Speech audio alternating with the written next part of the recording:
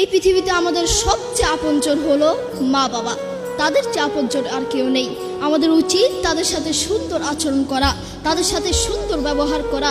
আপনি যদি তাদের সাথে খারাপ আচরণ করেন, আপনি যদি তাদের সাথে বেয়াদবি করেন, আপনি যদি তাদেরকে গালি দেন, তারা যদি আপনাকে একবার বদদুয়া দেয়, আপনার পুরো জীবন নষ্ট হয়ে যাবে, পুরো লাইফ নষ্ট হয়ে যাবে। সূরা বনী ইসরাঈলের 23 নম্বর আয়াতে আল্লাহ সুবহানাহু ওয়া তাআলা বলেন, ফালা তাকুল্লাহুমা উফফি ওয়ালা তানহারহুমা। Allah said in the Quran, say not to them uff and do not repel them. তোমরা তোমাদের মা বাবার সাথে উফ কথাটিও বলো না এবং তাদের সাথে খারাপ আচরণ করো না।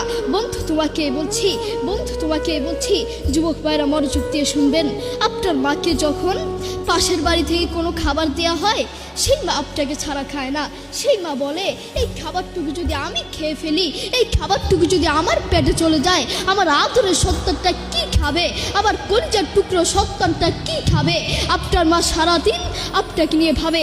দুঃখের সাথে বলতে হয়, সেই মাকেই আপনি আপন মনে করেন না, সেই বাবাকেই আপনি আপন মনে করেন না, আপনি আপনার বন্ধুকে আপন মনে করেন, আপনি আপনার প্রতিবেশীকে আপন মনে করেন, আপনি আপনার শ্বশুর শাশুড়িকে আপন মনে করেন।